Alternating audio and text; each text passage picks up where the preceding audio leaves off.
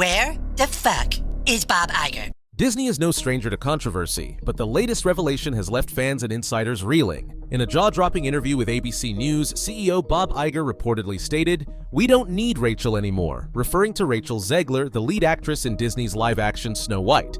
Iger didn't stop there, adding, "The focus should be on the story, not on divisive comments that alienate our fans. We hired Rachel to act, not to rewrite Disney's legacy." His remarks have been seen by many as a direct rebuke of Zegler's outspoken views, which have caused a media frenzy in recent months. This bold declaration has sparked a firestorm of opinions, with some praising Iger for taking a stand and others criticizing him for scapegoating the young actress. Zegler was quick to respond on social media, posting, "Disney knew who I was when they hired me. If standing up for modern values makes me a liability, then maybe it's Disney that needs to change, not me." Her statement only fueled the controversy, with fans and critics alike taking sides.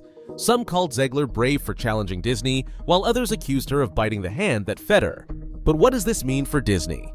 Is this a calculated attempt to save face amid mounting criticism, or a desperate move in a crumbling empire? Let's uncover the truth behind this shocking turn of events and what it reveals about the state of Disney today. Rachel Zegler's casting as Snow White was controversial from the start. As the face of Disney's latest attempt to modernize their classic fairy tales, her outspoken critiques of the original film struck a nerve. "Snow White isn't about being saved by a prince anymore," she stated in a viral interview. "It's 2024, not 1937. While some praised her for bringing a progressive perspective, others accused her of disrespecting the legacy of one of Disney's most iconic characters. The backlash intensified when she described the original Snow White as problematic and suggested it lacked relevance for modern audiences. Social media erupted with fans accusing Disney of pandering to a younger demographic at the expense of its core audience. Hashtags like #BoycottDisney and #NotMySnowWhite trended for days, sparking debates across platforms. In an alleged internal meeting, Bob Iger reportedly asked senior executives, "How did we let this get so out of hand? Our classics are sacred, and they shouldn't be used as a soapbox for personal opinions." This remark, leaked to the press, further fanned the flames, suggesting internal frustration with Zegler's comments. In response, Zegler reportedly told a close confidant, "I never signed up to be anyone's scapegoat. If Disney doesn't want me, they should say it to my face." Adding fuel to the fire were leaked internal reports suggesting Disney executives were concerned about Zegler's ability to connect with audiences. Unverified rumors claimed that during early test screenings of Snow White, audiences gave overwhelmingly negative feedback on Zegler's performance. Some insiders even alleged that Zegler's scenes were reshot multiple times to tone down her approach to the character. Bob Iger's recent comments have only added to the drama. "Disney has always been about unity, not division," he said during the interview. "When any individual, no matter how talented, becomes a distraction from that mission, it's time to reevaluate." His words seem to confirm speculation that Disney was distancing itself from Zegler to avoid further controversy. In response, Zegler posted a cryptic tweet, "Truth will come out and it won't be pretty." With these developments, it seems Disney might finally be listening to critics, but the fallout from this decision could have lasting consequences for the company and its reputation. Disney's struggles aren't limited to Snow White. The company has faced a series of box office disappointments, with its last 8 studio releases collectively losing nearly $1 billion. This once unthinkable scenario has left analysts questioning whether Disney's golden era is over. Take The Little Mermaid, for instance. Despite generating significant buzz and heated debates over its casting, the film barely broke even. Then there's Lightyear, a spin-off from the beloved Toy Story franchise which failed to resonate with audiences. Even Strange World, a heavily promoted animated feature, disappeared from theaters almost as quickly as it arrived. Reports suggest that Disney's marketing team is struggling to predict audience behavior in a post-pandemic world. A leaked internal memo allegedly revealed that the studio's focus group testing failed to capture the pulse of their audience, leading to campaigns that felt out of touch. This disconnect between corporate decision-making and audience expectations has become a recurring theme in Disney's recent failures. When asked about the financial losses, Bob Iger reportedly said in a board meeting, "We can't keep pretending our name alone will fill theaters. If we don't adapt, we risk losing everything." Meanwhile, insiders claim that Disney executives are pressuring creative teams to take fewer risks and stick to what works. However, critics argue that this approach might further alienate audiences who are tired of formulaic storytelling. Marvel, another cornerstone of Disney's empire, hasn't been immune to these challenges. Recent releases like Ant-Man 3 and Black Panther, Wakanda Forever underperformed compared to their predecessors. Critics argue that Marvel's quantity over quality approach has diluted the brand's impact, leaving fans disengaged. During a recent fan Q&A, a frustrated Marvel enthusiast asked Iger, "Do you even watch these movies anymore, or is it all just numbers to you?" Iger's alleged reply, "We're watching the numbers because they tell us where we're going wrong." The numbers don't lie, and neither does the growing dissatisfaction among Disney's fanbase. For a company once synonymous with magic and innovation, the current trajectory is anything but inspiring. While Disney's film division struggles, the theme parks have remained a consistent source of revenue. In 2023 alone, Disney parks generated nearly $9 billion in operating income, proving their status as the company's most reliable asset. Attractions like Disneyland and Walt Disney World continue to draw millions of visitors annually, offering the kind of immersive experiences that films often fail to deliver.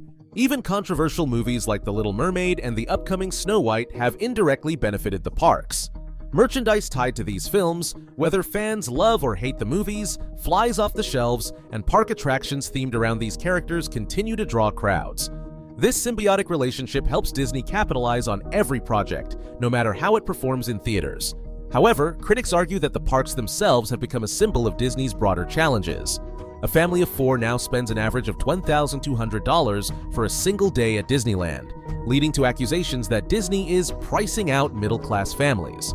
Social media has exploded with complaints about long wait times, overcrowded parks, and expensive add-ons like Genie Plus passes. An insider revealed, the parks can only carry the company for so long. If the magic starts to fade there, Disney will have nowhere else to turn. Disney Plus has emerged as a critical pillar of the company's strategy, but the platform hasn't been without its challenges.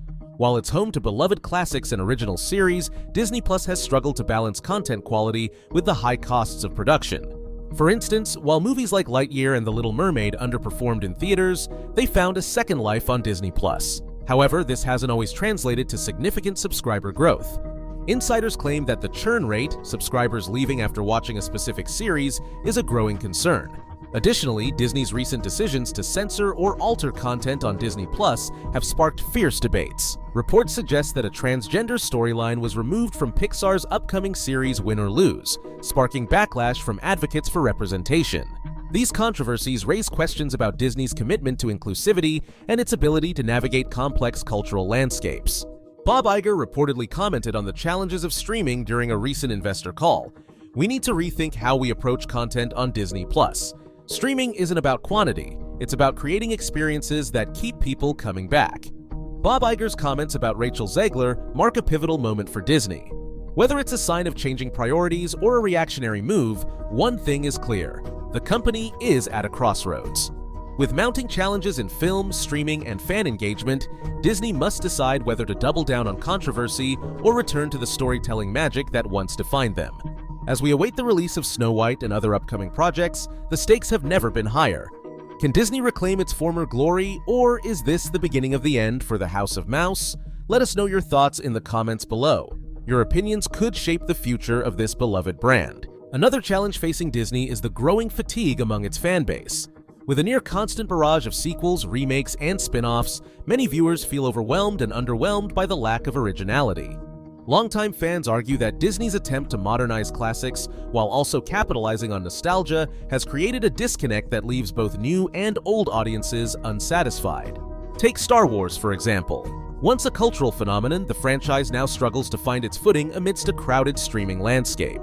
While shows like The Mandalorian initially reinvigorated interest, subsequent projects have failed to maintain the same level of enthusiasm. Critics point to overexposure and inconsistent storytelling as key reasons why audiences are turning away. Similarly, Marvel Studios has faced backlash for what fans call content overload. With multiple movies and series released every year, the interconnected universe feels more like homework than entertainment. A fan recently posted on Reddit, "I used to get excited for every Marvel release, but now I feel like I need a flowchart to keep up." Disney's reliance on established franchises as a safety net may be backfiring. As audiences grow weary, the company must innovate to regain the trust and excitement of its fans. Much of the scrutiny Disney faces falls directly on its leadership, particularly Bob Iger. While Iger is often credited with Disney's golden era of acquisitions, bringing Pixar, Marvel, Lucasfilm, and Fox under its umbrella, his current tenure is marked by turbulence. Critics question whether Iger's decision-making is out of touch with modern audiences. His comments about Rachel Zegler, while divisive, highlight a broader issue. a perceived inability to navigate the cultural and creative challenges of today's entertainment landscape. Industry analysts have noted that Iger's approach seems more reactive than proactive, often addressing controversies only after they've spiraled out of control. Internal sources suggest that Iger's leadership style has created tension within Disney's creative teams. One anonymous employee revealed, "There's a lot of pressure to deliver safe hits, but creativity doesn't work like that. You can't manufacture magic. It has to come naturally." With shareholders growing restless and fans increasingly vocal about their dissatisfaction, the question remains, can Iger steer Disney back to greatness, or is the magic slipping through his fingers?